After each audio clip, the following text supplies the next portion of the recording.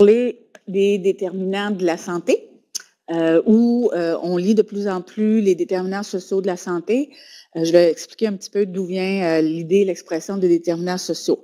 Alors, pour comprendre les déterminants de la santé, ce qu'on comprend, c'est que l'état de santé d'une personne est lié avec, elle est reliée à différents facteurs qui vont soit favoriser l'état de santé, un état de santé positif, sain, ou qui vont augmenter les risques que peut vivre la personne.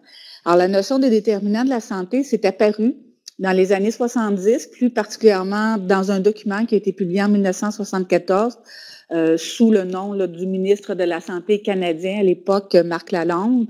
Le document s'appelait « Nouvelles perspectives pour la santé des Canadiens ». Et ça avait été rédigé dans le cadre d'une conférence internationale qui se tenait à Ottawa sur la question de la santé des populations sous l'égide de l'OMS. Dans ce document-là, les gens qui ont travaillé sur ce document-là, ce qu'ils voulaient, c'était identifier l'ensemble des facteurs qui ont un impact sur la santé, soit qui protègent ou soit qui augmentent les risques. Alors, on a relié, on a pris tous ces facteurs-là, on a fait 4 grandes catégories qu'on a appelées les déterminants de la santé.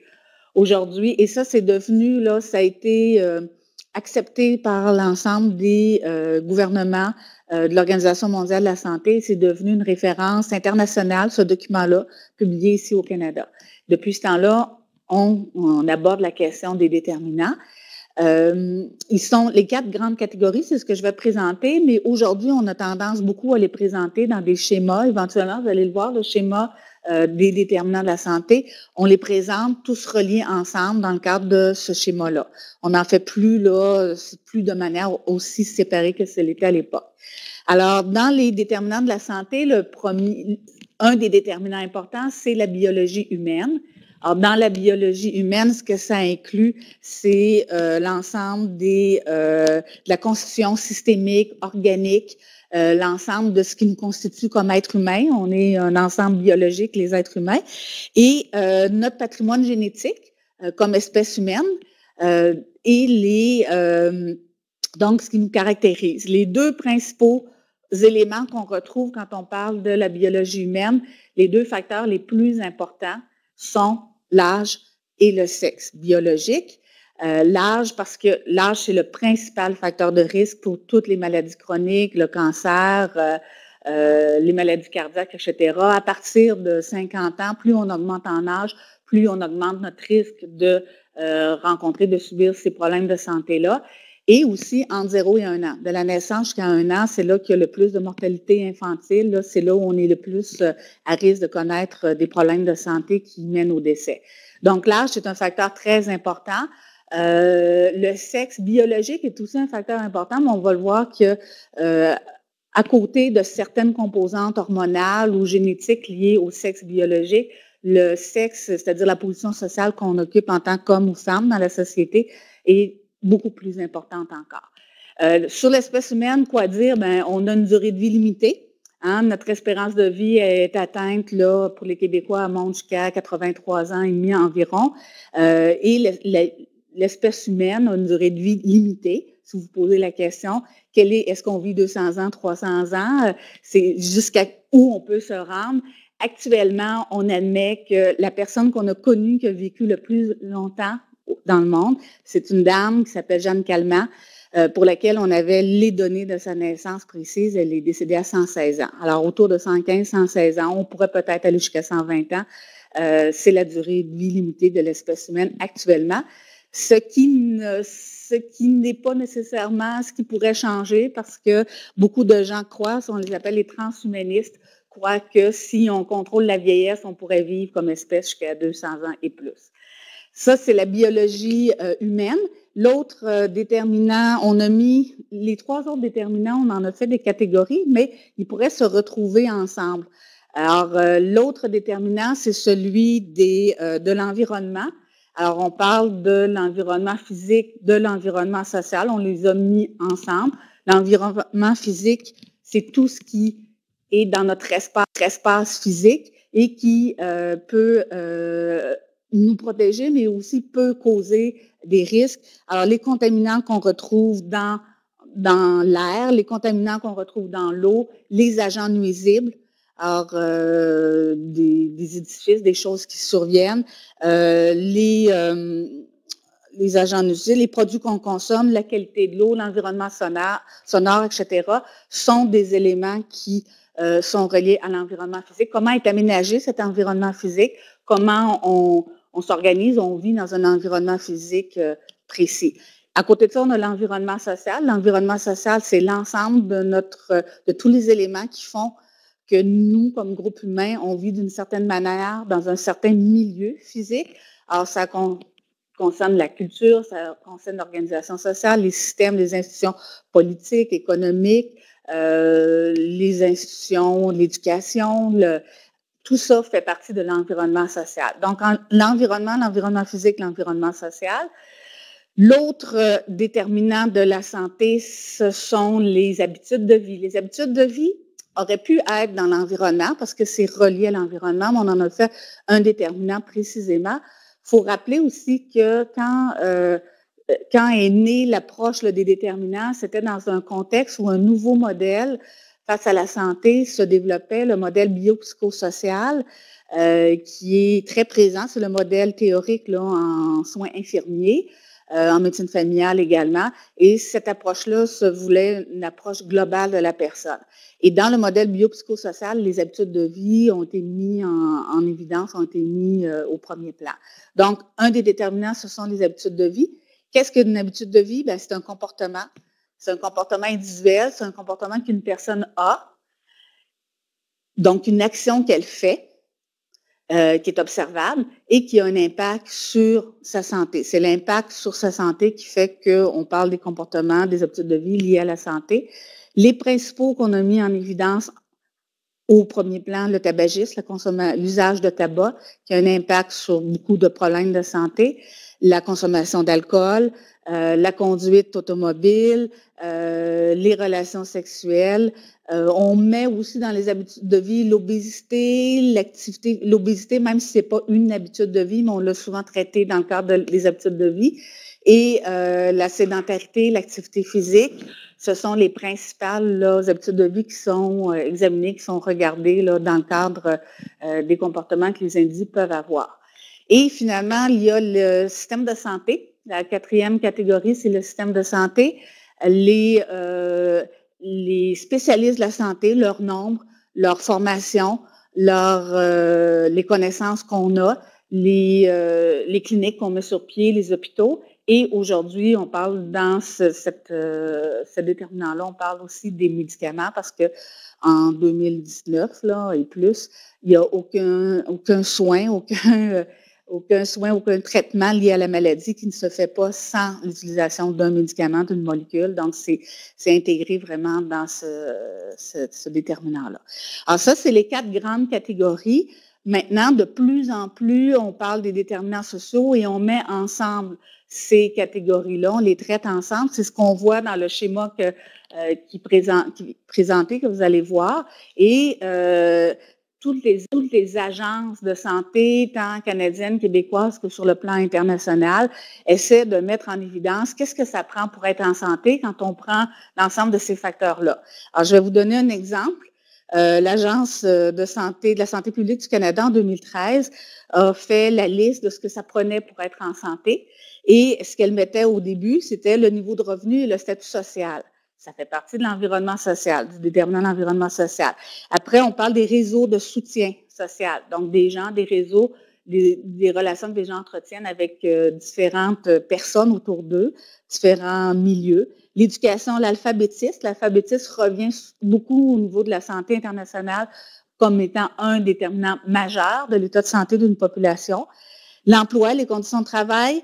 Et là, par la suite, on met les environnements sociaux. Mais il faut voir que tout ce qu'on a vu avant fait partie de l'environnement social, les environnements physiques, les habitudes de vie, la capacité d'adaptation personnelle, le développement durant l'enfance, le patrimoine biologique et génétique arrive comme 9e facteur qu'on met dans l'ensemble des déterminants de la santé.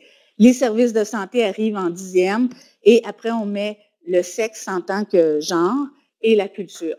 Alors, vous voyez que il peut avoir plusieurs tableaux. On peut les présenter de différentes manières. Là, c'est pas quelque chose de, c'est une seule façon de présenter les déterminants.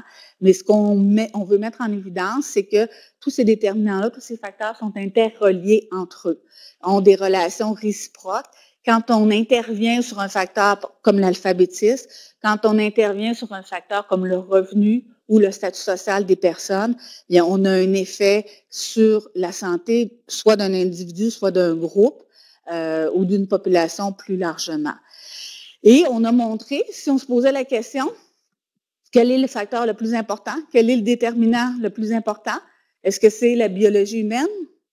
Est-ce que c'est l'environnement physique, l'environnement social, le système de santé, les habitudes de vie?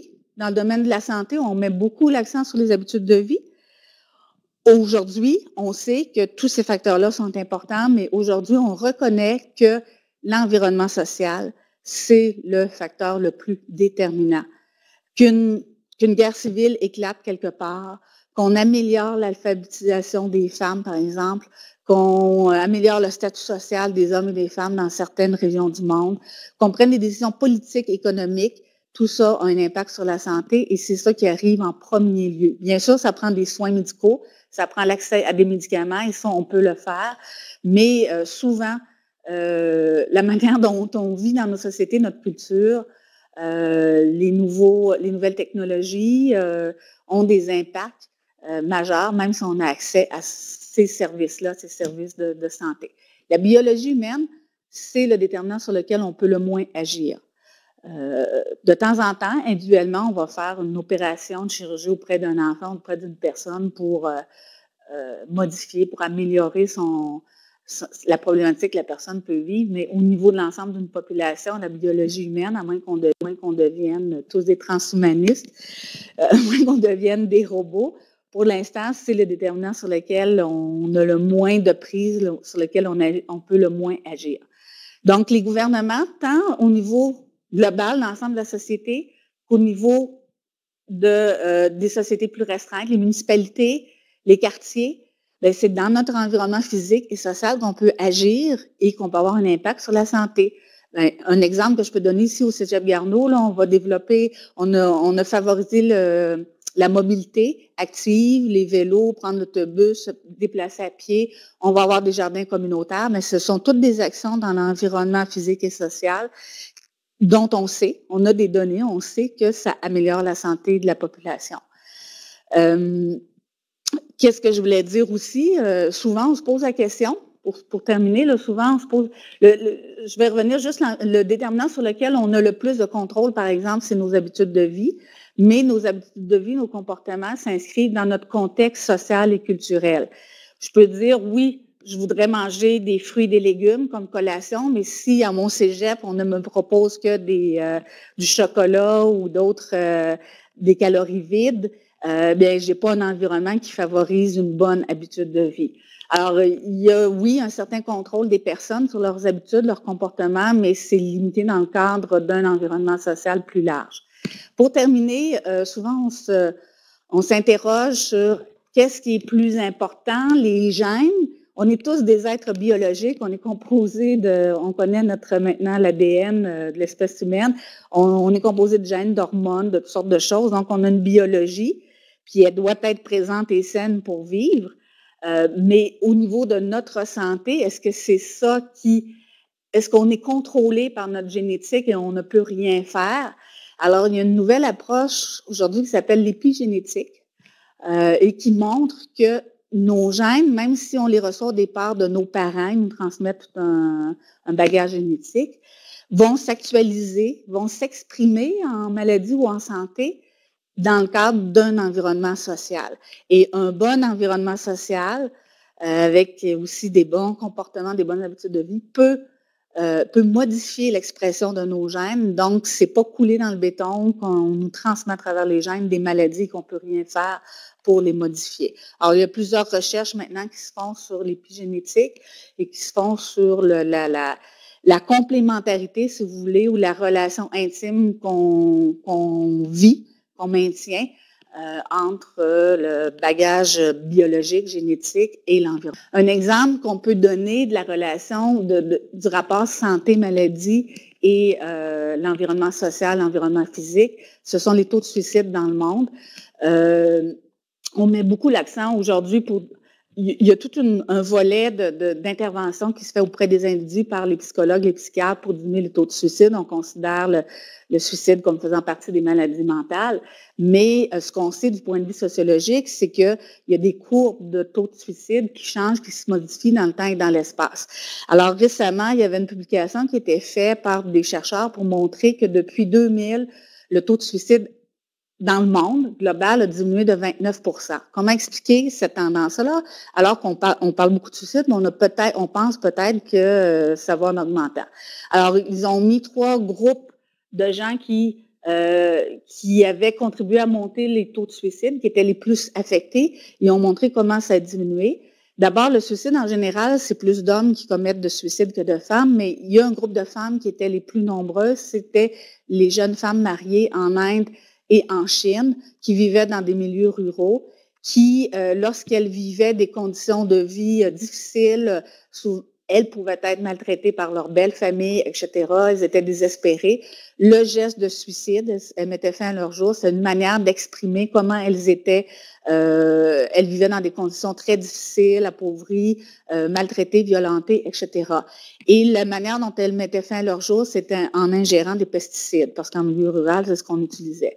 Alors, depuis 2000, il y a plus d'urbanisation en Chine, en Inde, et dans les milieux urbains, les femmes ont vu leur statut social s'améliorer alors qu'il était très faible, il était très dévalorisé en milieu rural, et elles ont moins accès aux pesticides. Alors, ce groupe-là de femmes a vu chuter son taux de suicide.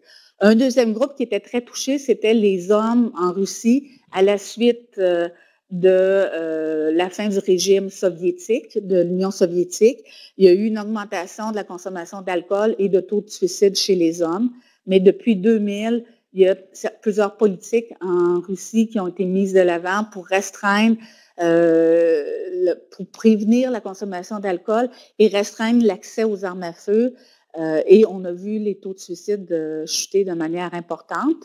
Et il y a eu une stabilité sociale aussi qui a permis il y avait beaucoup de chômage, des difficultés de trouver d'emploi pour les hommes, etc. Là, on a une stabilité sociale qui a fait que le statut social des hommes s'est amélioré.